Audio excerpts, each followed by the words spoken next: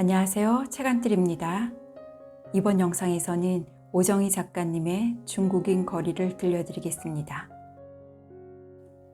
이 작품은 정신적 성장의 고통을 보여주는 오정희 작가님의 대표작으로 6.25 피난살이 도중에 인천으로 이주해와 중국인 거리 속에 살게 된 12살 된 소녀의 눈을 통하여 전쟁이 가져온 비극상을 그려보이고 있습니다. 그럼 함께 작품 속으로 들어가 보겠습니다. 중국인 거리, 오정희. 시를 남북으로 나누며 달리는 철도는 항만의 끝에 이르러서야 잘려졌다.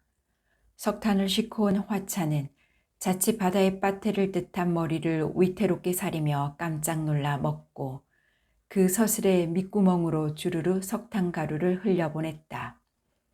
집에 가봐야 노릇꼬리만큼 짭다는 겨울해에 점심이 기다리고 있는 것도 아니어서 우리들은 학교가 파하는 대로 책가방만 던져둔 채 때를 지어 선창을 지나 항만의 북쪽 끝에 있는 제분 공장에 갔다. 제분 공장 볕잘 드는 마당 가득 깔린 멍석에는 늘 덜 건조된 밀이 널려 있었다. 우리는 수희가 잠깐 자리를 비운 틈을 타서 마당에 들어가 멍석의 기퉁이를 밟으며 한 움큼씩 밀을 일반에 털어놓고는 다시 걸었다. 올롤이 흩어져 대글대글 이빨에 부딪히던 밀알들이 달고 따뜻한 침에 의해 딱딱한 껍질을 불리고 속살을 풀어 입안 가득 풀처럼 달라붙다가 제법 고무의 질긴 맛을 낼 때쯤이면 철로에 닿게 마련이었다. 우리는 밀검으로 푸푸 풍선을 만들거나 침목 사이에 깔린 잔돌로 비사치기를 하거나 전날 자석을 만들기 위해 선로 위에 얹어 놓았던 못을 뒤지면서 화차가 닿기를 기다렸다. 드디어 화차가 오고 몇 번의 덜컹거림으로 완전히 숨을 놓으면 우리들은 재빨리 바퀴 사이로 기어들어가 석탄 가루를 훑고 이가 벌어진 문짝 틈에 갈기처럼 팔을 들이밀어 조개탄을 후벼내었다. 철도 건너 저탄장에서 밀차를 밀며 나오는 인부들이 시커멓게 모습을 나타낼 즈음이면 우리는 대개 신발 주머니에 보다 크고 몸놀림이 잽싼 아이들은 시멘트 부대에 가득 석탄을 팔에 안고 낮은 철조망을 깨금 발로 뛰어넘었다. 선창에 가니 음식점 문을 밀고 들어가 구석자리의 테이블을 와글와글 점거하고 앉으면 그날의 노획량에 따라 가락국수, 만두, 찐빵 등이 날라져 왔다. 석탄은 때로 군고구마, 딱지, 사탕 따위가 되기도 했다. 어쨌든 석탄이 선창 주변에서는 무엇과도 바꿀 수 있는 현금과 마찬가지라는 것을 우리는 알고 있었고 때문에 우리 동네 아이들은 사철 검정 강아지였다. 해안촌 혹은 중국인 거리라고도 불리어지는 우리 동네는 겨우내 북풍이 실어 나르는 탕가루로 그늘지고 거무죽죽한 공기 속에 해는 낫달처럼 희미하게 걸려 있었다. 할머니는 언제나 집 수세미에 아궁이에서 긁어낸 고운 재를 묻혀 번쩍 광이 날 만큼 대야를 닦았다. 아버지의 와이셔츠만을 따로 빨기 위해서였다. 그러나 바람을 들이지 않은 차양 안쪽 깊숙이 넣은 와이셔츠는 몇 번이고 다시 헹구어 푸세를 새로 하지 않으면 안 되었다. 망할 놈의 탕가루들, 못 살 동네야. 할머니가 혀를 차면 나는 을에 나를 뒤앰말을 받았다. 광석천이라는 냇물에서는 말이다. 물론 난리가 나기 전 이북에서지. 빨래를 하면 희다 못해 시퍼랬지. 어느 독이 그렇게 퍼렀겠니. 겨울방학이 끝나면 담임인 여선생은 중국인 거리에 사는 아이들을 불러 학교 숙직실로 데리고 갔다. 그리고 숙직실 부엌 바닥에 우통을 벗겨 엎드리게 하고는 미지근한 물을 사정없이 끼얹었다. 귀뒤, 목덜미, 발가락, 손톱 사이까지 탕가루가 없는 것을 확인하고서야 왕소금이 돋은 등어리를 찰싹찰싹 때리는 것으로 검사를 끝냈다. 우리는 낄낄대며 살비듬이 푸르르 떨어지는 내일을 머리부터 뒤집어 썼다. 봄이 되자 나는 3학년이 되었다. 오전반이었기 때문에 한낮은 거리를 치오기와 나는 어깨 동무를 하고 천천히 걸어 집으로 돌아오고 있었다. 나는 커서 미용사가 될 거야. 상거리 미정원을 지날 때 치오기가 노란 목소리로 말했다. 회충약을 먹는 날이니 아침을 굶고 와야 해요. 선생의 지시대로 치오기도 나도 빈속이었다. 공복감 때문일까? 산토닌을 먹었기 때문일까? 해인초 끓이는 냄새 때문일까? 햇빛도 지나다니는 사람들의 얼굴도 치마 밑으로 펄럭이며 기어드는 사나운 봄바람도 모두 노을했다. 길의 양편은 가건물인 상점들을 빼고는 거의 빈터였다. 드문드문 폭격에 무너진 건물의 형해가 썩은 이빨처럼 서 있을 뿐이었다. 제일 큰 극장이었대. 조명판처럼 혹은 무대의 휘장처럼 희게 회칠이 된 한쪽 벽만 고스란히 남아 서 있는 건물을 가리키며 치오기가 소근거렸다. 그러나 그것도 곧 무너질 것이다. 나란히 늘어선 인부들이 곡괭이의 첫날을 댈 위치를 가늠하고 있었다. 어느 순간 희고 거대한 벽은 굉음으로 주저앉으리라. 한쪽에서는 이미 헐어버린 벽에서 상하지 않은 벽돌과 철근을 발라내고 있는 중이었다. 아주 쑥밭을 만들어 버렸다니까. 치오기는 어른들의 말투를 흉내내어 몇 번이고 쑥밭이라는 말을 되풀이했다. 사람들은 개미처럼 열심히 집을 지어 빈터를 다스렸다. 반자른 드럼통마다 조개탄을 듬뿍 써서 해인초를 끓였다. 치오기와 나는 자주 멈춰서서 찍찍 침을 뱉어냈다. 회충이 약을 먹고 지랄하나 봐. 아니야, 회충이 오줌을 싸는 거야. 그래도 매석거움은 가라앉지 않았다. 끓어오르는 해인초의 거품도 조개탄에서 피어오르는 연기도 해조와 뒤섞이는 석회의 냄새도 온통 노란빛의 회오리였다. 왜 사람들은 집을 지을 때 해인초를 쓰지? 난 저 냄새만 맡으면 머리털 뿌리까지 뽑히는 것처럼 골치가 아파. 치오기는 내 어깨에 엇걸린 팔을 무겁게 내려뜨렸다. 그러나 나는 마냥 늑장을 부리며 천천히 걸어 해인초 냄새, 내가 이 시와 나눈 최초의 악수였으며 공감이었던 그 노란빛의 냄새를 들이마셨다. 우리 가족이 이 도시로 이사를 온 것은 지난해 봄이었다. 네 아버지가 취직만 되면. 어머니는 차곡차곡 쌓은 담뱃잎에 푸푸 입에 가득 문 물을 뿜는 사이사이 말했다. 담뱃잎을 꼭꼭 눌러 담은 부대에 멜빵을 해서 메고 첫 새벽에 나가는 어머니는 이틀이나 사흘 후 초죽음이 되어 돌아오곤 했다. 간이 열이라도 담배 장사는 이제 못해 먹겠다. 단속이 여간 심해야지. 네 아버지 취직만 되면. 미리 월남에서 자리를 잡았거나 전쟁을 재빨리 벗어난 친구, 동창들을 찾아다니며 취직운동을 하던 아버지가 석유 소매업소의 소장직으로 취직을 하고 우리를 실어 갈 트럭이 온다는 날 우리는 새벽밥을 지어 먹고 이불 보따리와 노끈으로 엉글게 동인 살림 도구들을 찻길에 내다 놓았다.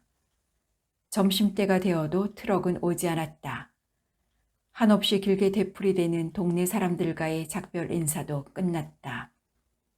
해질 무렵이 되자 어머니는 땅 뺏기 놀이나 사방치기에도 진력이나 멍청이 땅바닥에 주저앉은 우리들을 일으켜 세워 읍내의 국수집에서 국수를 한 그릇씩 사 먹였다.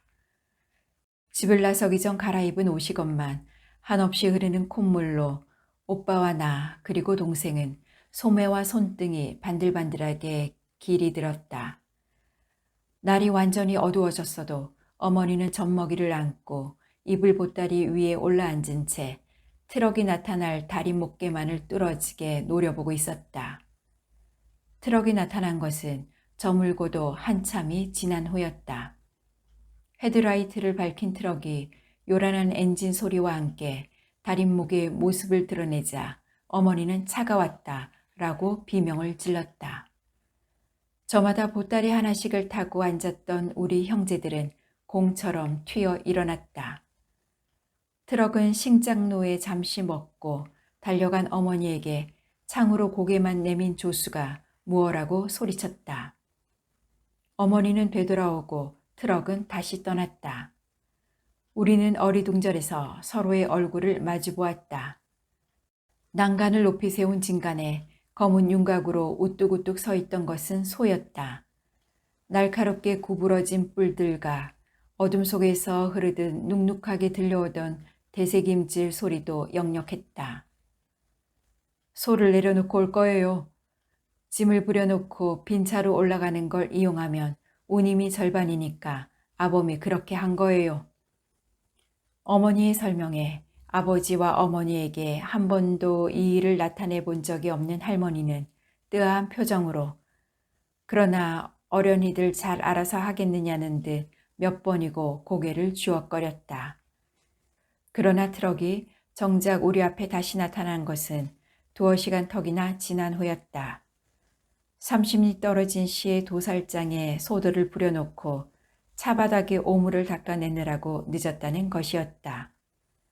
이삿짐을 다 싣고 마지막으로 어머니가 젖먹이를 안고 운전석에 운전수와 조수의 틈에 끼어 앉자 트럭은 출발했다. 멀리 남행열차의 기적소리가 들리는 것으로 보아 자정 무렵이었다. 나는 이삿짐들 틈에서 고개만 내밀어 깜깜하게 묻힌 점점 멀어져가는 마을을 보았다. 마을과 마을 뒤 야산과 야산의 잡목숲은 한데 뭉뚱그려져 더 짙은 어둠으로 손바닥만 하게 너울 데다가 마침내 하나의 점으로 털털대며 트럭의 꽁무니를 따라왔다. 읍을 벗어나자 산길이었다.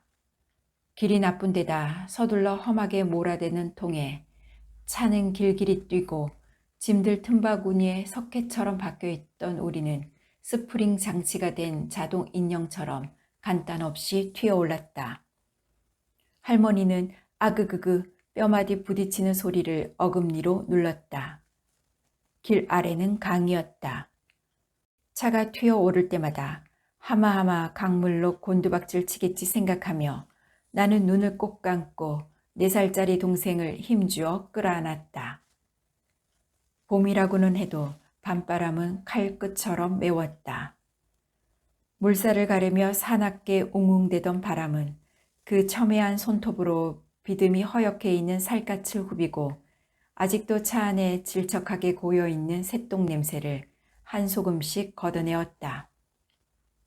아까 그 소들 다 죽었을까? 나는 문득 어둠 속에서 들려오던 소리들의 눅눅한 되새김질 소리를 떠올리며 언니에게 물었다. 언니는 세운 무릎 사이에 얼굴을 깊이 묻은 채 대답이 없었다. 물론 지금쯤이면 각을 뜨고 가죽을 벗기고 내장을 훑어내기에 충분한 시간일 것이다. 다른 줄곧 머리 위에서 둥그렇고 4살짜리 동생은 어눌한 말씨로 "18루마, 왜 자꾸 따라오는 거요?" 소리치며 달을 향해 주먹질을 해대었다. 차는 자주 섰다. 5명의 아이들이 차례로 오줌이 마려웠기 때문이었다. 진칸과 운전석 사이에 손바닥만한 유리를 두들기면 조수가 옆 창문을 열고 고개를 내밀어 돌아보며 "뭐야?" 하고 소리쳤다. "오줌이 마렵대요." 조수는 손짓으로 그냥 누라는 신용을 해보였으나 할머니가 펄쩍 뛰었다. 마지못해 차가 먹고 조수는 아이들을 하나씩 안아내리며 "한꺼번에 다 넣어버려, 몽땅." 하고 퉁명스럽게 말했다.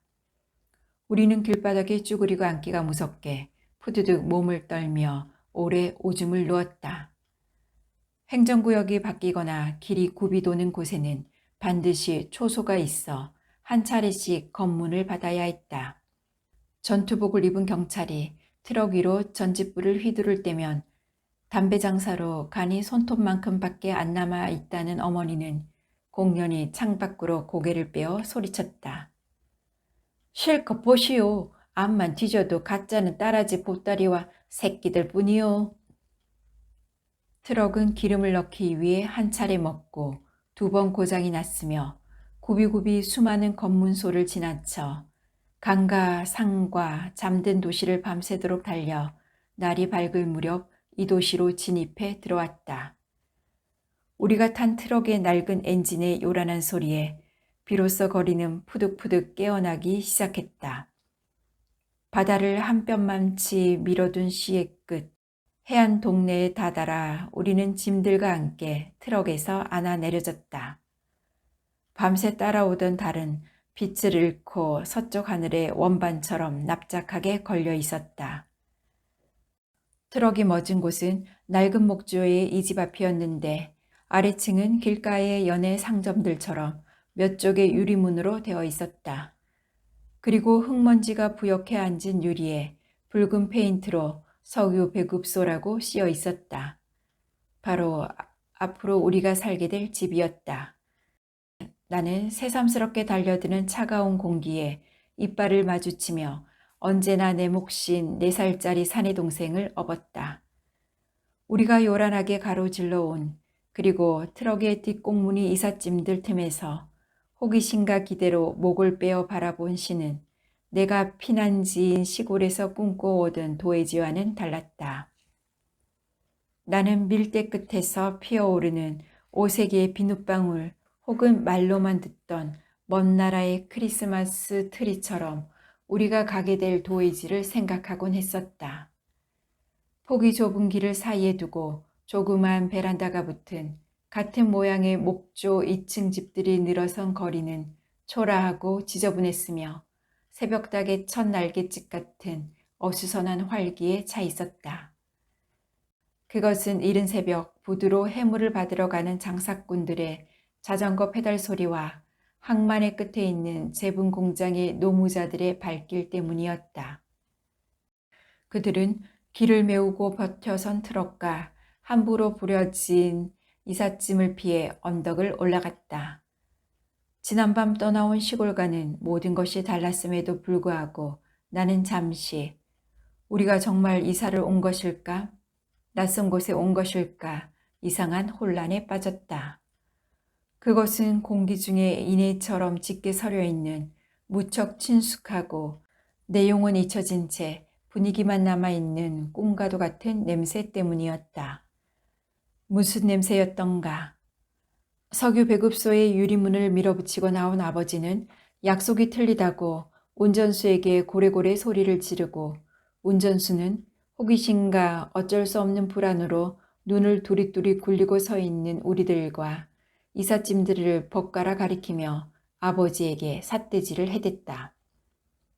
목덜미에 시퍼렇게 면도 자국을 드러낸 대빵머리에 솜이 빚어나온 노랑 인조 조구리를 입고 9살 배기 버짐투성이 계집애인 나는 동생을 얻고 이상하게 안절부절 못하는 심사로 우리가 살게 될 동네를 둘러보았다.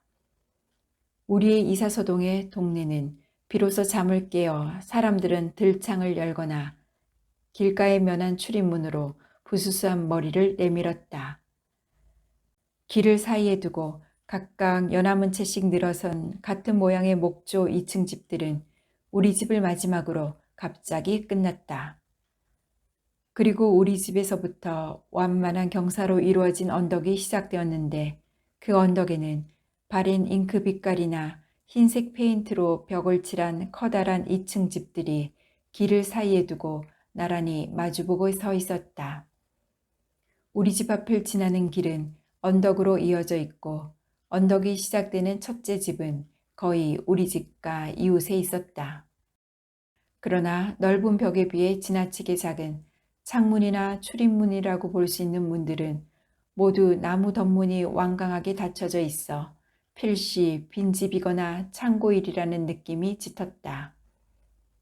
큰 덩치에 비해 지붕에 물매가 싸고 용마루가 밭아서 이상하게 눈에 설고 불균형에 배는 양식의 집들이었다. 그 집들은 일종의 저기로 냉담하고 무관심하게 언덕 아래를 내려다보며 서 있었다. 언덕을 넘어 선창으로 향하는 사람들의 발길에도 불구하고 언덕은 섬처럼 멀리 외따로 있었으며 각각류의 동물처럼 입을 다문 집들은 초라하게 그러나 대개의 오래된 건물들이 그러하듯 역사와 남겨지지 않은 기록의 추측으로 상상의 여백으로 다소 비장하게 바다를 향해 서 있었다. 이삿짐을 다 부려놓고도 트럭은 시동만 걸어놓은 채 떠나지 않았다. 요구한 액수대로 운임을 받지 못한 운전수는 지구전에 들어간 듯 운전대에 두 팔을 얹고 잠깐 눈을 붙였다. 아이 시끄러워. 또 난리가 쳐들어오나. 새벽부터 웬 지랄들이야. 젊은 여자의 거두절미한 새소리가 쉬하듯 부릉대는 차 소리를 단번에 눌러 끄며 우리의 머리 위로 쨍하니 날아왔다. 어머니는 그리고 우리는 망연해서 고개를 쳐들었다. 허벅지까지 맨살을 드러낸 채 겨우 군복 윗도리만을 어깨에 걸친 젊은 여자가 염색한 머리털을 등 뒤로 너울대며 맞은편 집 2층 베란다에서 막 들어가려던 참이었다. 아버지는 차바퀴 사이를 들락거리며 뺑뺑이를 치는 오빠의 덜미를 잡아 끌어내어 알밤을 먹였다. 그러고는 오르르 몰려선 우리들을 보며 일개 소대 병력이로구나 하며 기막히다는 듯 헛웃음을 쳤다. 새벽 구름이 걷히고 햇살이 조금씩 투명해지기 시작할 무렵에도 언덕 위 집들은 굳게 문을 닫은 채 잠에서 깨어나지 않았다. 시의 곳곳에서 밀려난 새벽의 푸르스름한 어두움은 비를 품은 구름처럼 불길하게 언덕 위의 하늘에 몰려 있었다. 어둠이 완전히 걷히자 밤의 섬세한 발틈으로 세류가 되어 흐르던 냄새는 억지로 참았던 긴 숨처럼 거리 곳곳에서 피어오르기 시작했다. 아, 그제야 나는 그 냄새의 정체를 알 수 있었다. 그 냄새는 낯선 감정을 대번에 지우고 거리는 친숙하고 구체적으로 내게 다가왔다. 그것은 나른한 행복감이었고 전날 떠나온 피난지의 마을에 깔먹여진 색채였으며 유년의 기억이었다. 민들레꽃이 필 무렵이 되면 나는 늘 어지럼증과 구역질로 탯돌에 앉아 부걱부걱 거품이 있는 침을 뱉고 동생은 마당을 기어다니며 흙을 집어먹었다. 할머니는 긴 봄 내내 해인초를 끓였다. 싫어 도리지를 해대며 간신히 한 사발을 마시고 나면 나는 어쩔 수 없이 천지가 노을해지는 경험과 함께 춘공과도 같은 이해할 수 없는 나른한 혼미 속에 빠져 할머니에게 지금이 아침인가 저녁인가를 때없이 묻곤 했다. 할머니는 망할년 회동 하나 보다라고 대꾸하며 흐흐 웃었다. 나는 잊혀진 꿈속을 걸어가듯 노란 빛의 혼미 속에 점차 빠져들며 문득 성큼 다가드는 언덕 위의 2층 집들과 굳게 닫힌 덧창 중에 하나가 열리며 젊은 남자의 창백한 얼굴이 나타나는 것을 보았다. 어머니는 7번째 아이를 베고 있어 나는 아침마다 학교에 가기 전 양재기를 들고 언덕 위 중국인들의 집 앞길을 지나 부두로 갔다. 싱싱한 굴과 조개만이 어머니의 뒤집힌 속을 달래주었기 때문이었다. 나는 알 수 없는 두려움과 호기심으로 흘끗거리며 굳게 닫힌 문들 앞을 다른박질 쳤다. 언덕바지로부터 20발자국 정도만 뜀박질하면 갑자기 중국인 거리는 끝나고 부두가 눈 아래로 펼쳐졌다. 내가 언덕의 내리바지에 이르러 가쁜 숨을 몰아쉬며 돌아볼 즈음이면 언덕의 초입에 있는 가게의 덧문을 여는 덜컹대는 소리가 들려왔다. 일주일에 한 번쯤 돼지고기를 방근 혹은 반에 방근 사러 가는 푸줏간이었다. 어머니는 돈을 들여보내며 매양 같은 주의를 잊지 않았다. 적게 주거든 애라고 조금 주느냐고 말해라. 그리고 또 비계는 말고 살로 주세요 해라. 푸주간에서는 한쪽 볼에 힘껏 쥐어 질린 듯 여문 밤톨만한 혹이 달리고 그 혹부리에 상기도 보이지 않는 손에 의해 끄들리고 있는 듯 길게 뻗친 수염을 기른 호라비 중국인이 고기를 팔았다. 애라고 조금 주세요. 키가 작아 발돋움질로 간신히 진열대에 턱을 올려놓고 돈을 밀어넣는 것과 동시에 나는 총알처럼 내뱉었다. 고기를 자르기 위해 벽에 매단 가죽끈에 칼을 문질러 나를 세우던 중국인은 미처 무슨 말인지 몰라 뚱한 얼굴로 나를 바라보았다. 나는 비계는 말고 살로 달래라 하던 어머니의 말을 하기 전 중국인이 고기를 자를까봐 허겁지겁 내쏘았다. 고기로 달래요. 중국인은 꾸룩꾸룩 웃으며 그때야 비로소 고기를 덥석 베어내었다. 왜 고기만 주니 털도 주고 가죽도 주지? 푸주간에 있대요. 후추나 흑설탕, 근으로 달아주는 중국차 따위를 파는 잡화점이 있었다. 이 거리에 있는 단 하나의 중국인 가게였다. 우리 동네 사람들은 가끔 돼지고기를 사러 푸주간에 갈 뿐 잡화점에는 가지 않았다. 우리에게는 옷이나 신발에 다는 장식용 구슬, 염색 물감, 폭죽놀이에 쓰이는 화약 따위가 필요치 않았기 때문이었다. 햇빛이 밝은 날에도 한쪽 덧문만 열린 가게는 어둡고 먼지가 낀 듯 침침했다. 그러나 저녁 무렵이 되면 바구니를 팔에 건 중국인들이 모여들었다.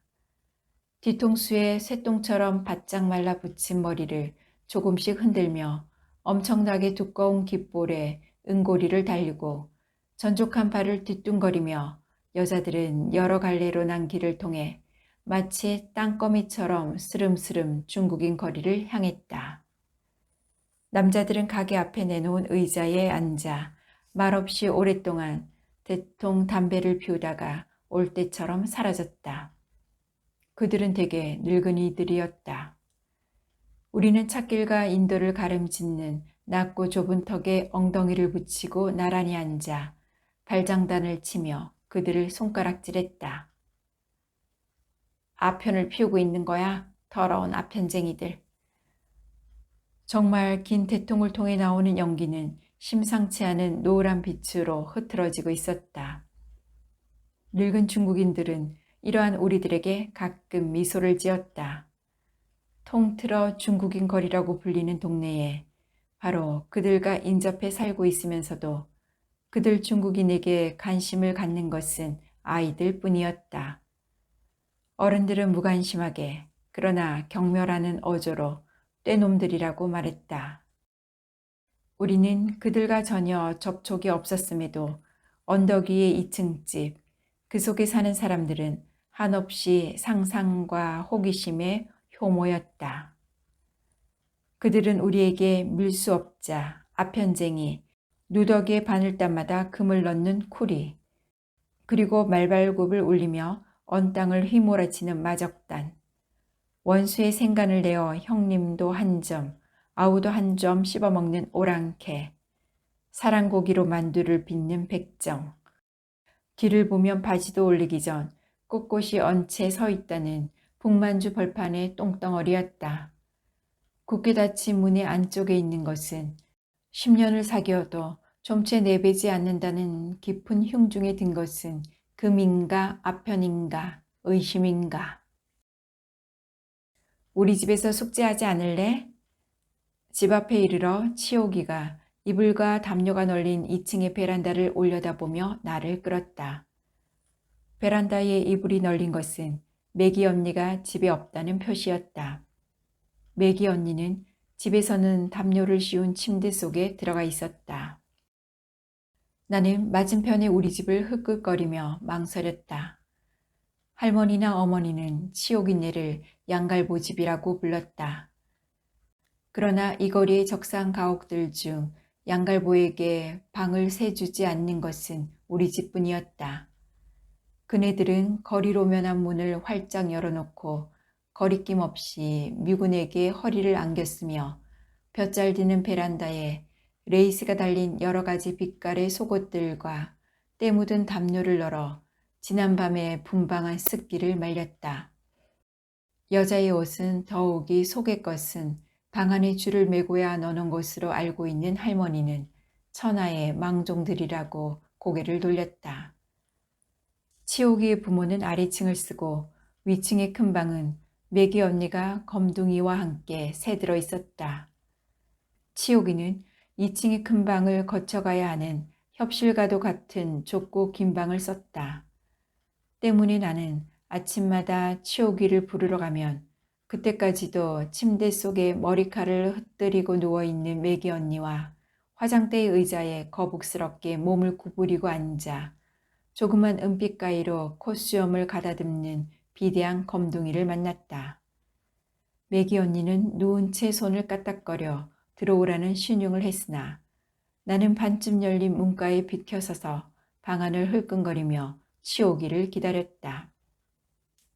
나는 검둥이는 우울한 남자라고 생각했다.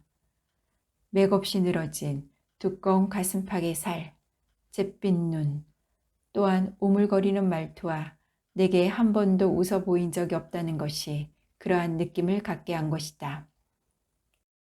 학교 갈 때는 길에서 불러라. 검둥이는 내가 아침에 오는 게 싫대. 치옥이가 말했으나 나는 매일 아침 삐걱대는 층계를 밟고 올라가 매기 언니 방문 앞을 서성이며 치옥이를 불렀다. 매기 언니는 밤에 온다고 그랬어. 침대에서 놀아도 괜찮아.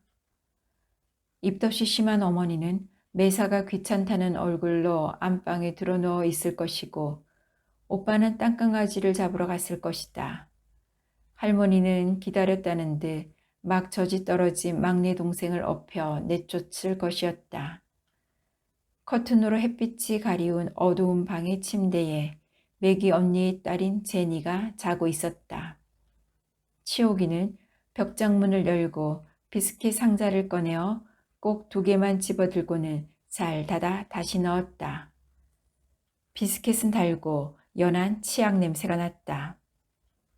이거 참 예쁘다. 내가 화장대의 향수병을 가리키자 치옥이는 그것을 거꾸로 들고 솔솔 겨드랑이에 뿌리는 신용을 하며 미제야 라고 말했다. 치옥이는 다시 벽장 속에 손을 넣어 부시럭대더니 사탕을 2알 꺼냈다. 이거 참 맛있다. 응, 미제니까. 치옥이가 또 새침하게 대답했다. 제니가 눈을 말갛게 뜨고 우리를 보고 있었다. 제니 예쁘지? 우리들은 숙제를 해야 하니까 조금만 더 자렴. 치옥이가 부드럽게 말하며 손바닥으로 눈꺼풀을 쓸어주자 제니는 깜빡이 인형처럼 눈을 꼭 감았다. 매기 언니 방에서는 무엇이든 신기했다. 치옥이는 내가 매양 탄성으로 어루만지는 유리병, 화장품, 패티코트, 속눈썹 따위를 조금씩만 만지게 하고는 이내 손댄 흔적이 없이 본드대로 해놓았다. 좋은 수가 있어. 치옥이 침대 머리장에서 초록색의 액체가 반쯤 남겨진 표주박 모양의 병을 꺼냈다. 병의 초록색이 찰랑대는 부분에 손톱을 대어 금을 만든 뒤 뚜껑을 열어 그것을 따라 내게 밀었다. 먹어봐. 달고 화하단다. 내가 한 모금에 훌쩍 마시자 치옥이는 다시 뚜껑을 가득 채워 꿀꺽 마셨다. 그리고 손톱을 대고 있던 금부터 손가락 2마디쯤 초록색 술이 줄어들자 줄어든 만큼 냉수를 부어 뚜껑을 닫아 머리장에 넣었다. 감쪽 같잖니? 어떻니? 맛있지? 입안은 박하를 한 입 문 듯 상쾌하게 화끈거렸다. 이건 비밀이야. 매기 언니의 방에서는 무엇이든 비밀이었다. 서랍장의 옷갈피 짬에서 꺼낸 빌로드 상자 속에는 3줄짜리 진주 목걸이, 여러 가지 빛깔로 야단스럽게 물들인 유리알 브로치, 귀걸이 따위가 들어있었다. 치옥이는 그중 알이 굵은 유리 목걸이를 걸고 거울 앞에서 단호하게 말했다. 난 커서 양갈보가 될 테야. 매기 언니가 목걸이도 구두도 옷도 다 준댔어. 손끝도 발끝도 저리듯 나른히 맥이 풀려왔다. 눈꺼풀이 무겁고 숨이 차오는 건 방 안이 너무 어둡기 때문일까. 숨을 내쉴 때마다 박하 냄새가 하얗게 뿜어져 나왔다. 나는 베란다로 통한 유리문의 커튼을 열었다. 노란 햇빛이 다글다글 끓으며 들어와 먼지를 떠올려 방 안은 온실과도 같았다. 나는 문의 새 장식에 달아오른 뺨을 대며 바깥을 내다보았다. 그리고 다시 중국인 거리의 2층 집 열린 덧문과 이편을 보고 있는 젊은 남자의 얼굴을 보았다. 그러자 알지 못할 슬픔이, 비애라고나 말해야 할 아픔이 가슴에서부터 파상을 이루며 전신으로 퍼져나갔다. 왜 그러니? 어지럽니? 이미 초록색 물의 성질을, 그 효과를 알고 있는 치욕이 다가와 나란히 문에 매달렸다. 나는 고개를 저었다.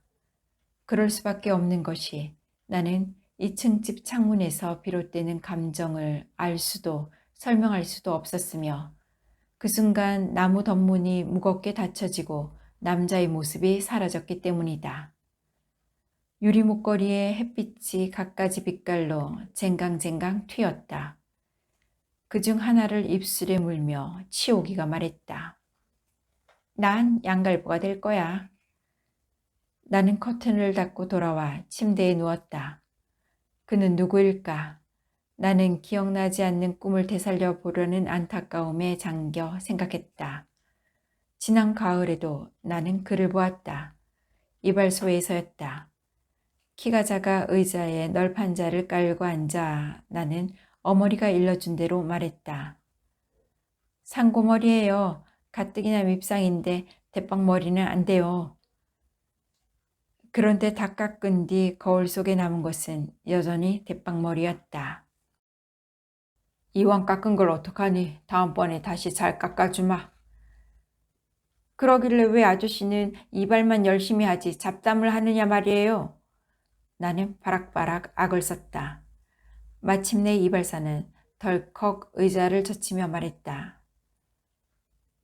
정말 접시처럼 발랑 대바라지네구나. 못 쓰겠어. 엄마 뱃속에서 나올 때 주둥이부터 나왔니? 못 쓰면 끈달았을 테니 걱정 말아요. 아저씨는 손모가지에 가위부터 들고 나와 이발장이가 됐단 말이에요. 이발소 안이 와 웃음바다가 되었다. 나는 의기양양해서 사람들을 둘러보았다. 웃지 않는 건 이발사와 구석자리 의자에 턱수건을 두르고 앉은 젊은 남자뿐이었다. 그는 거울 속에서 물끄러미 나를 보고 있었다. 나는 문득 그가 중국인 남자라고 생각했다. 길 건너 비스듬히 엇비킨 거리에서만 보았을 뿐 한 번도 가까이서 본 적이 없었으나 그 알 수 없는 시선의 느낌이 그러했다. 나는 목수건을 풀어 탁 거울 앞에 던져 놓았다.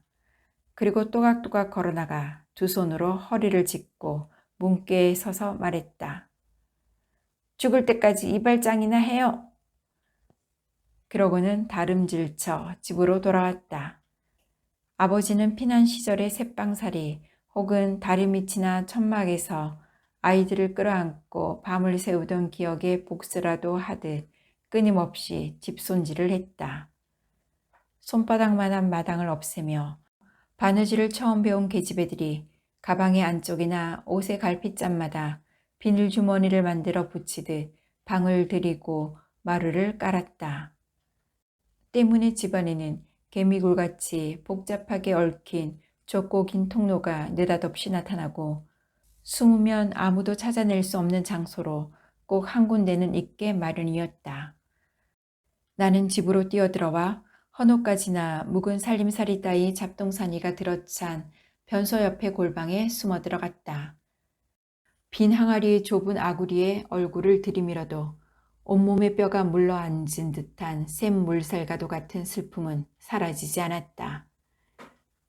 그 뒤로도 나는 여러 차례 창을 열고 이편을 보고 있는 그 남자의 시선을 느낄 수 있었다. 대개 배급소의 문 밖에 쭈그리고 앉아 석간신문을 기다리고 있을 때였다. 제니, 제니, 일어나. 엄마가 왔다. 치옥이가 꾸며낸 부드럽고 달콤한 목소리로 제니를 부르자 제니가 눈을 뜨고 일어나 앉았다. 치옥이가 아래층에서 대야에 물을 떠왔다. 제니는 비눗물이 눈에 들어가도 울지 않았다.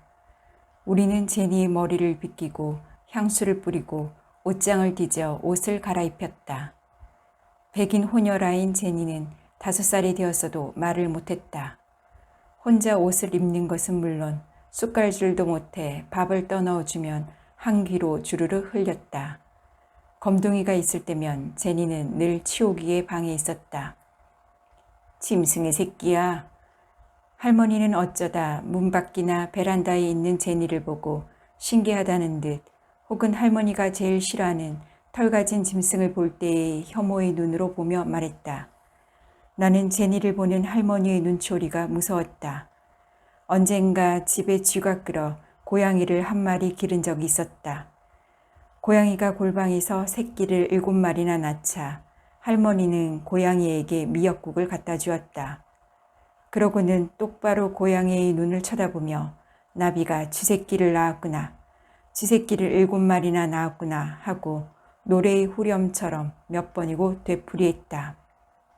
그날 밤 고양이는 새끼를 모조리 잡아먹고 대가리만 남겨 피칠한 입으로 야옹야옹 밤새 울었다. 할머니는 기다렸다는 듯 7개의 조그만 대가리들을 신문지에 싸서 하수구에 버렸다. 할머니가 유난히 정갈하고 성품이 차가운 것은 한 번도 자식을 실어보지도 못했기 때문이라고 어머니는 말하곤 했다. 할머니는 어머니의 서모였다. 시집 온 지 3달 만에 영감님이 처제를 받다지 뭐예요. 글쎄, 그래서 평생 조면하시고 의붓딸에게 의탁하신 거지요.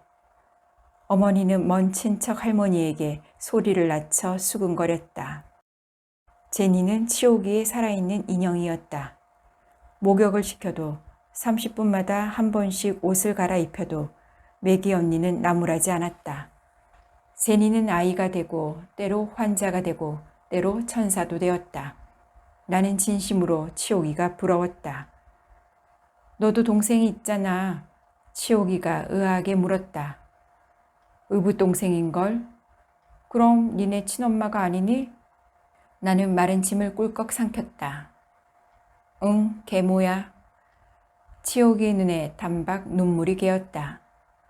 그렇구나. 어쩐지 그럴 거라고 생각했었어. 이건 비밀인데 엄마도 계모야. 치옥이는 비밀이라고 했지만 치옥이가 의부자식이라는 것을 모르는 사람은 동네에서 아무도 없었다. 우리는 비밀을 서로 지켜주기로 손가락을 걸고 맹세했다. 그럼 너희 엄마도 널 때리고 나가 죽으라고 하니? 아무도 없을 때면. 치옥이는 바지를 내려 허벅지에 피멍을 보이며 단호하게 말했다. 난 나가서 양갈보가 되겠어. 나는 얼마나 자주 정말 내가 의붓자식이었기를 그래서 맘대로 나가버릴 수 있기를 바랐는지 몰랐다. 어머니는 7번째 아이를 베고 있었다. 가난한 중국인 거리에 사는 우리들 중 아기는 한밤중 천사가 안고 오는 것이라든지 배꼽으로 방긋 웃으며 나오는 것이라는 것을 믿는 아이는 아무도 없었다. 여자의 벌거벗은 2다리 짬에서 비명을 지르며 나온다는 것쯤은 누구나 다 알고 있었다. 러닝셔츠 바람에 지아이들의 부대 안에 테니스 코트에 모여 칼 던지기를 하고 있었다. 동심원이 그려진 관역을 향해 칼은 은빛 침처럼 빛의 한순간처럼 청년의 머리에 돋아난 새치처럼 날카롭게 빛나며 공기를 갈랐다. 휙휙 바람을 일으키며 휘파람처럼 날아드는 칼이 동심원 안의 검은 점에 정확히 꽂힐 때마다 그들은 우우 짐승 같은 함성을 질렀고 우리는 뜨거운 침을 삼키며 목젖을 떨었다. 목표를 정확히 맞추고 한 걸음씩 물러나 목표 물가의 거리를 넓히며 칼을 던진 백인 지아이가 칼이 손 안에서 튕겨져 나오려는 순간 갑자기 발의 방향을 바꾸었다. 칼은 바람을 찢는 날카로운 소리로 우리를 향해 날았다. 우리는 아악 비명을 지르며 철조망 아래로 납작 엎드렸다. 다리 사이가 뜨뜻하게 젖어왔다. 그리고 잠시 후 고개를 들어 킬킬대는 미군의 손짓이 가리키는 곳을 하얗게 질린 얼굴로 바라보았다. 우리의 뒤두어 걸음쯤 떨어진 곳에서 가슴에 칼을 맞은 고양이가 네 발을 허공에 쳐들고 반드시 누워 있었다. 거의 작은 개만큼이나 큰 검정 고양이였다. 부대의 쓰레기통을 뒤지는 도둑 고양이였을 것이다. 우리가 다가가 둘러섰을 때까지도 날카로운 수염발이 바르르 떨리고 있었다. 갑자기 오빠가 고양이를 집어 올렸다. 그리고 뛰었다. 우리도 뒤를 따라 덩달아 뛰기 시작했다. 젖은 속옷이 살에 감겨 쓰라렸다. 미군 부대의 막사가 보이지 않는 곳에 이르자 오빠가 헉헉대며 걸음을 멈추었다. 그리고 비로소 손에 들린 것이 무엇인지 깨달은 듯 진저리를 치며 내동댕이 쳤다. 검은 고양이는 털썩 둔탁한 소리를 내며 땅바닥에 떨어졌다. 그걸 왜 갖고 왔니? 한 아이가 비난하는 어조로 말했다. 도전을 받은 꼬마 나폴레옹은 분연히 고양이의 가슴팍에 꽂힌 끝이 송곳처럼 가늘고 날카로운 칼을 빼어 풀섭에 쓱쓱 피를 닦았다. 그리고 찰칵 나를 숨겨 주머니에 넣었다. 막대기를 가져와. 한 아이가 지난 봄 식목일의 기념식수 가지를 잘라왔다. 오빠는 혁대를 끌러 고양이의 목에 감고 그 끝을 나뭇가지에 메었다. 그리고 우리는 묵묵히 거리를 지났다. 고양이는 한없이 늘어져 발이 땅에 끌리고 그 무게로 오빠의 어깨에 얹힌 나뭇가지는 활처럼 휘었다. 중국인 거리에 다다랐을 때 여름의 긴기내는 한없이 긴 고양이의 허리를 자르며 비껴 기울고 있었다. 머리에 서리발이 얹힌 듯 희끗희끗 밀가루를 뒤집어 쓴 제분 공장 노무자들이 빈 도시락을 달그락거리며 언덕을 넘어 우리 곁을 지나쳐 갔다. 고양이의 검고 긴 몸뚱아리, 우리들의 끝없이 길고 두려운 저녁 무렵의 그림자를 밟으며 우리는 부두를 향해 걸었다. 그때 나는 다시 보았다. 2층의 덧문을 열고 그는 슬픈 듯 노여운 듯 어쩌면 희미하게 웃는 듯한 알 수 없는 눈길로 우리의 행렬을 보고 있었다.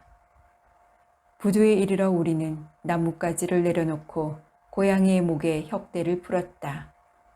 오빠는 퇴퇴 침을 뱉으며 자꾸 흘러내리려는 바지 허리를 혁대로 단단히 죄었다. 그리고 쓰레기와 빈병과 배를 허옇게 뒤집고 떠있는 썩은 생선들이 떠밀려 범람하는 방죽 아래로 고양이를 떨어뜨렸다.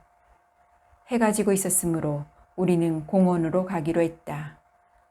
여느 때 같으면 한없이 올라가는 공원의 층계에 엎드려 층계를 올라가는 양갈보들의 치마 밑을 들여다보며 고래 힘줄로 힘을 넣어 바구니처럼 둥글게 부풀린 패티코트 속에 온통 맨다리뿐이라는 데 탄성을 지르거나 혹은 풀섭에 질펀히 앉아서 돌아보는 발걸음마다 눈물 젖은 내 청춘. 한 많은 과거사를 돌이켜 볼 때에 아, 산타마리아의 종이 울린다.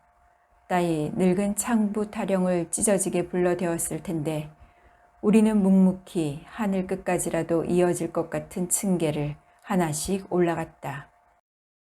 공원의 꼭대기에는 전설로 길이 남을 것이라는 상륙작전의 총지휘관이었던 노장군의 동상이 있었다. 그곳에서는 시가지 전체가 한눈에 들어왔다. 선창에 정박해 있는 크고 작은 배들의 깃발이 색종이처럼 조그맣게 팔랑이고 있는 사이 기중기는 쉬지 않고 화물을 물어 올렸다.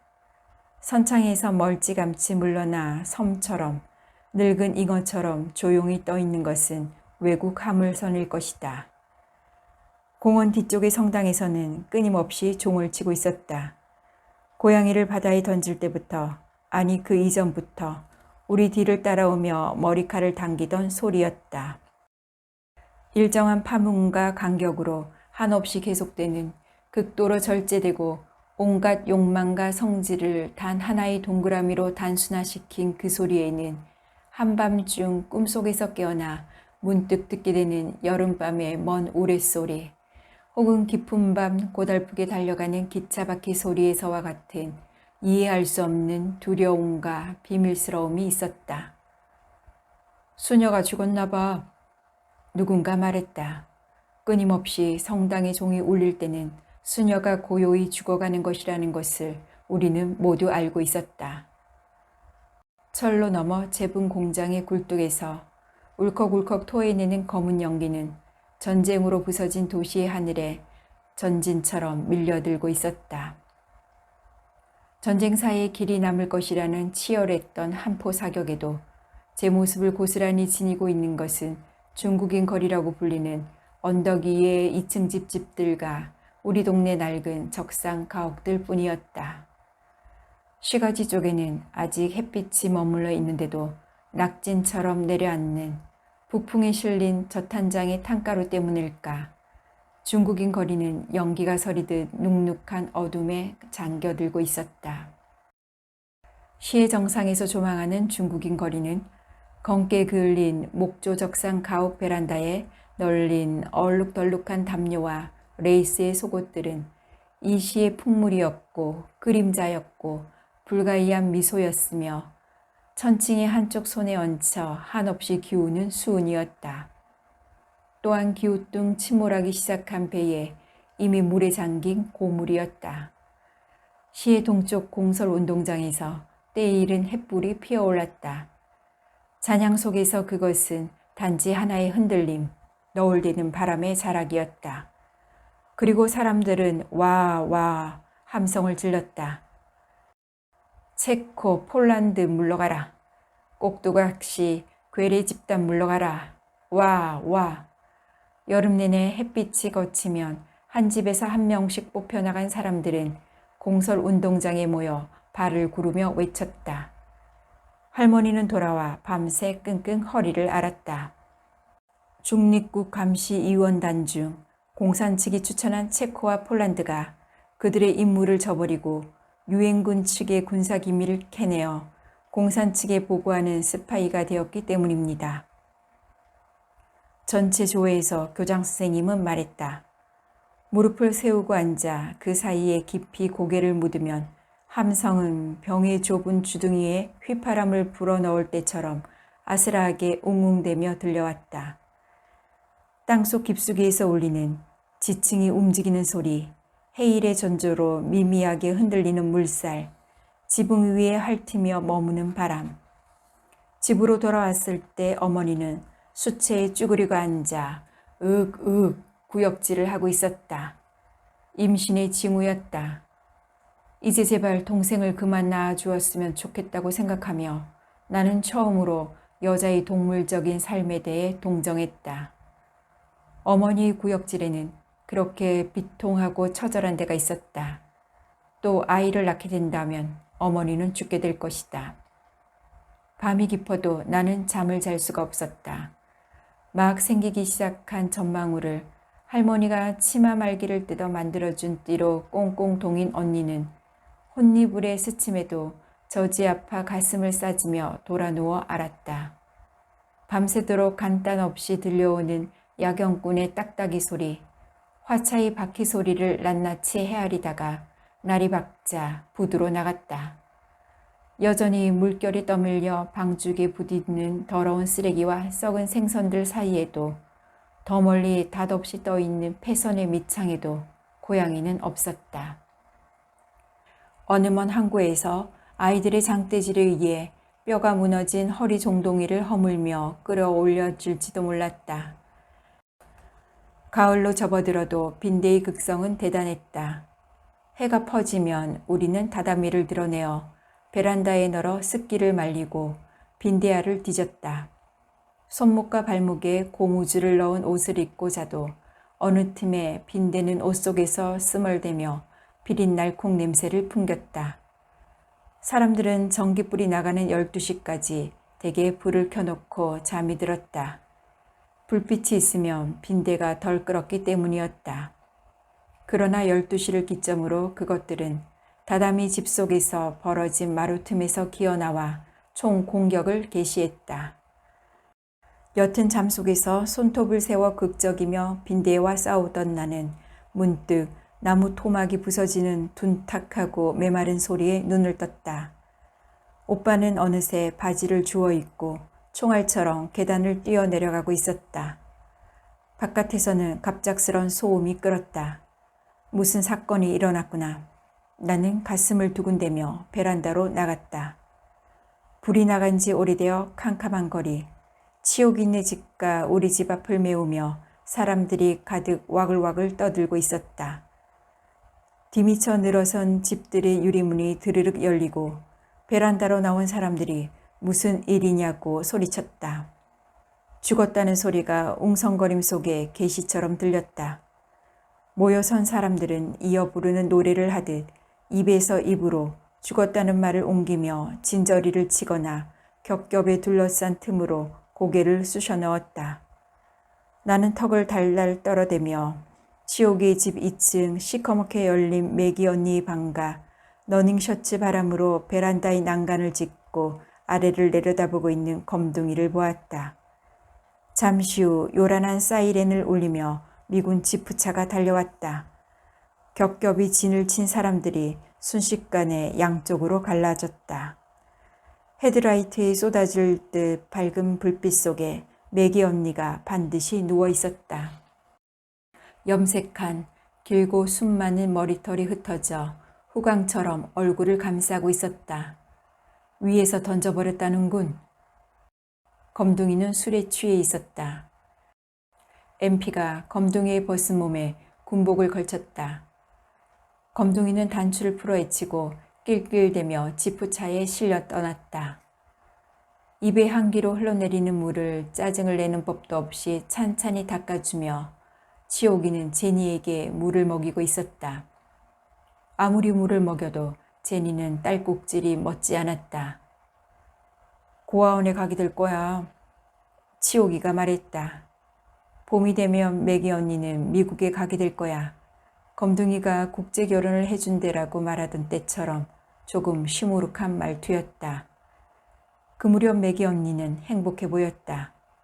침대에 걸터 앉은 검둥이의 발을 닦아주는 매기 언니의 물들인 머리를 높이 틀어 올려 깨끗한 목덜미를 물끄러미 보노라면 화장을 지운 눈썹이 없는 얼굴로 나를 돌아보며 상냥하게 손짓했다. 들어와, 괜찮아. 제니는 성당의 고아원에 갔어. 이틀 후 치옥이는 빨갛게 부은 눈을 사납게 찡그리며 말했다. 매기 언니의 동생이 와서 매기 언니의 짐을 모조리 실어가며 제니만을 달랑 남겨놓았다는 것이다. 치옥이네 2층은 꽤 오랫동안 비어 있었다. 그러나 나는 치옥이네 집에 숙제를 하러 가거나 놀러 가지 않았다. 아침마다 길에서 큰 소리로 치옥이를 불렀다. 또 아이를 낳게 된다면 어머니는 죽을 것이라는 예감이 신념처럼 굳어가고 있었지만 어머니의 배는 치마 밑에서 조심스럽게 불러가고 있었다. 대신 매운 손맛과 나지막하고 독한 욕설로 나날이 정정해지던 할머니가 쓰러졌다. 빨래를 하다가 모로 쓰러진 후에 제정신이 돌아오지 않는 것이다. 할머니의 등에 엎여 살던 막내 동생은 언니의 차지가 되었다.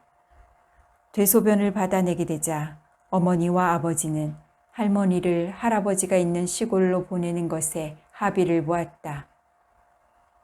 20년도 가는 수가 있대요. 중풍이란 돌로 사귄다니까요. 어머니는 작게 소근거렸다. 그리고는 조금 큰 소리로 미운이 고운이 해도 늑마에는 영감님 곁이 제일이에요 했고 이어 택시를 대절해서 모셔야 해요 하고 크게 말했다. 할머니는 다시 아기가 되었다. 나는 치옥이가 제니에게 하듯 아무도 없을 때면 할머니의 방에 들어가 머리를 빗기고 물을 입에 떠넣기도 하고 가끔 쉬를 했는지 속옷을 헤치고 기저귀 속에 살그머니 손끝을 대어보기도 했다. 할머니가 떠나는 날 어머니는 할머니의 옷을 벗기고 새롭반 옷을 갈아입혔다. 평생 자식을 실어보지도 못한 몸이라 아직 몸매가 이렇게 고우시구나. 할아버지가 할머니의 동생인 작은 할머니와 그 사이에 낳은 자식들과 살고 있는 시골에 할머니를 모셔다 놓고 온 아버지는 한숨을 쉬며 더듬더듬 말했다. 못할 짓을 한 것 같아. 그 집에서 누가 달가워하겠어. 개밥에 도토리지. 그런데 부부라는 게 뭔지.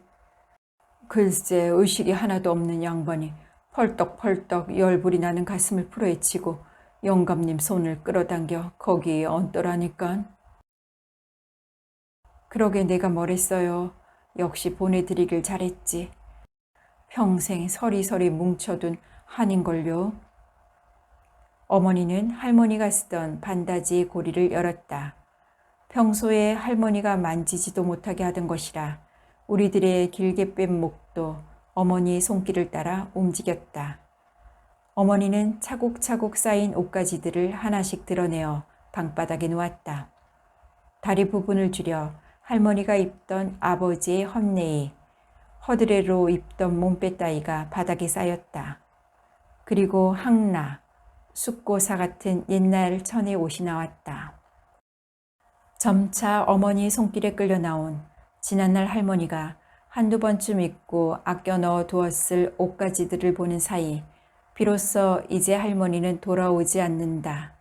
이런 옷들을 입을 날이 없을 것이라는 생각이 들어 가슴 밑바닥에 바람이 지나가듯 서늘해졌다.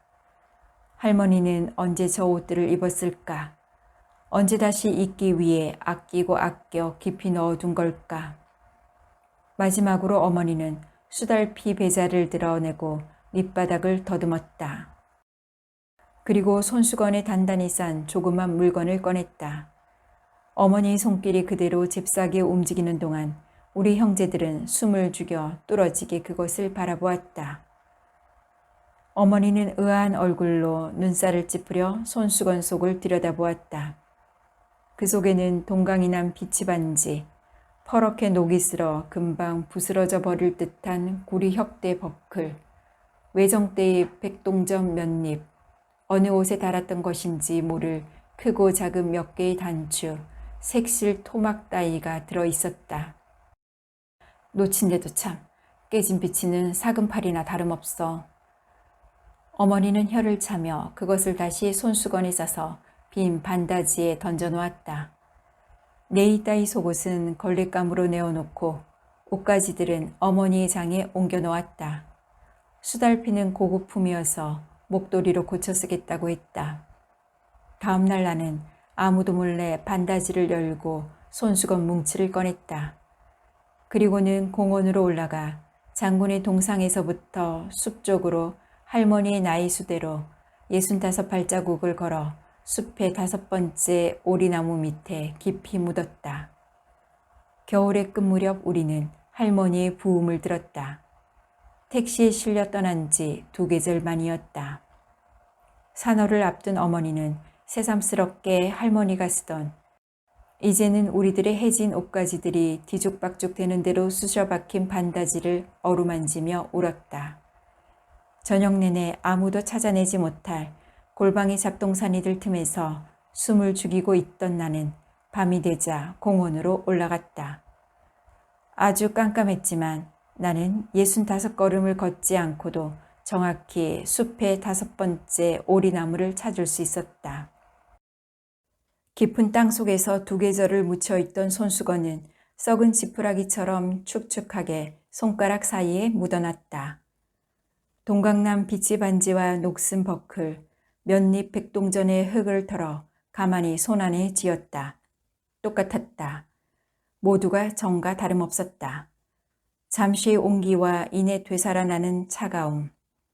나는 다시 손 안의 물건들을 나무 밑에 묶고 흙을 덮었다. 손에 흙을 털고 나무 밑을 꼭꼭 밟아 다진 뒤 일정한 보폭을 유지하는 데 신경을 쓰며 장군의 동상을 향해 걸었다. 60번을 세자 동상이었다. 나는 고개를 갸웃했다. 분명히 2계절 전 65걸음의 거리였다. 앞으로 다시 2계절이 지나면 50걸음으로도 닿을 수가 있을까? 다시 1년이 지나면, 그리고 10년이 지나면 단 한 걸음으로 날 듯 닿을 수 있을까? 아직 겨울이고 깊은 밤이어서 나는 굳이 사람들의 눈을 피하지 않고도 쉽게 장군의 동상에 올라갈 수 있었다.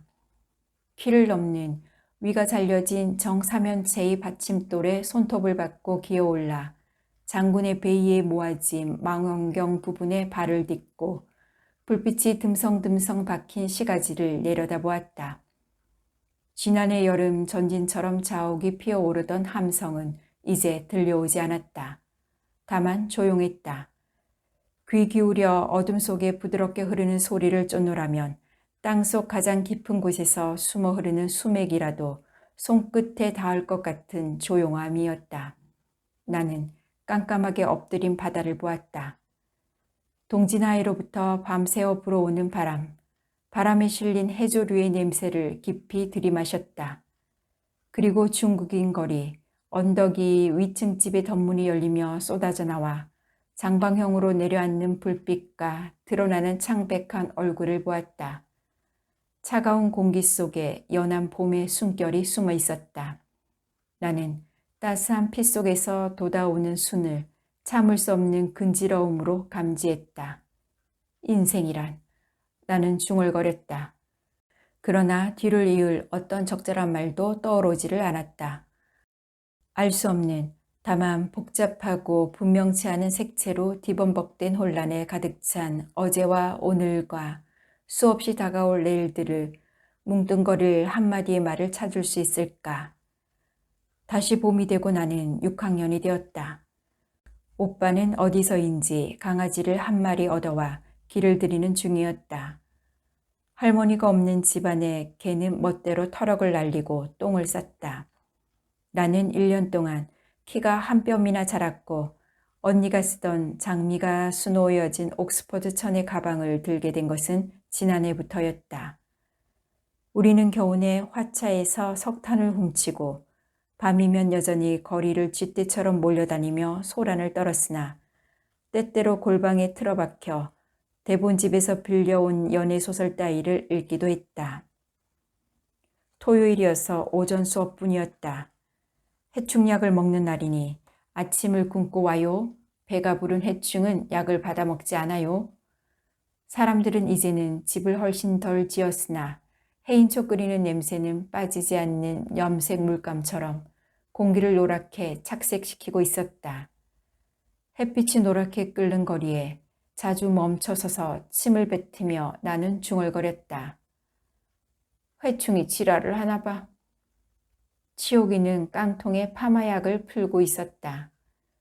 제분 공장에 다니던 치옥이의 아버지가 핏대줄에 감겨 다리가 끊긴 후 치옥이 부모가 치옥이를 상거리 미장원에 맡기고 이 거리를 떠난 것은 지난 겨울이었다. 나는 매일 학교를 오가는 길에 미장원 앞을 지나치며 유리문을 통해 치옥이를 보았다. 치옥이는 자꾸 기어 올라가는 작은 스웨터를 끌어당겨 바지 허리 위로 드러나는 맨살을 가리며 미장원 바닥에 떨어진 머리칼을 쓸고 있었다. 나는 미장원 앞을 떠났다. 수천의 깃털이 날아오르듯 거리는 노란 햇빛으로 가득 차 있었다. 언제였지? 나는 좀채로 기억나지 않는 먼 꿈을 되살리려는 안타까움으로 고개를 흔들며 집을 향해 걸었다. 그리고 집 앞에 이르러 언덕 위에 2층 집 열린 덧창을 바라보았다. 그가 창으로 상체를 내밀어 나를 손짓해 부르고 있었다. 내가 끌리듯 언덕 위를 올라가자 그는 창문에서 사라졌다. 그리고 잠시 후 닫힌 대문을 무겁게 밀고 나왔다. 코허리가 낮고 누름빛의 얼굴에 여전히 알 수 없는 미소를 띠고 있었다. 그는 내게 종이 꾸러미를 내밀었다. 내가 받아들자 그는 몸을 돌려 안으로 들어갔다. 열린 문으로 어둡고 좁은 안채로 들어가는 통로와 갑자기 나타나는 볕바른 마당과 걸음을 옮길 때마다 투명한 맨발에 찰랑대며 묻어오르는 햇빛을 보았다. 나는 골방에 들어가 문을 잠근 뒤 종이 뭉치를 끌었다. 속에 든 것은 중국인들이 명절 때 먹는 3가지 물감을 들인 빵과 용이 장식된 엄지손가락만한 등이었다. 나는 그것들을 금이 가서 쓰지 않는 빈 항아리 속에 넣었다. 안방에서는 어머니가 상고의 비명을 지르고 있었으나 나는 2층으로 올라갔다. 그리고 숨바꼭질을 할 때처럼 몰래 벽장 속으로 숨어 들어갔다. 한낮이어도 벽장 속은 한 점의 빛도 들이지 않아 어두웠다. 나는 차라리 죽여져라고 부르짖는 어머니의 비명과 언제부터인가 울리기 시작한 종소리를 들으며 죽음과도 같은 낮잠에 빠져 들어갔다. 내가 낮잠에서 깨어났을 때 어머니는 지독한 난산이었지만 8번째 아이를 밀어내었다. 어두운 벽장 속에서 나는 이해할 수 없는 절망감과 막막함으로 어머니를 불렀다. 그리고 옷 속에 손을 넣어 거미줄처럼 온몸을 끈끈하게 쥐고 있는 후덥덥한 열기를, 그 열기의 정체를 찾아내었다. 초조였다.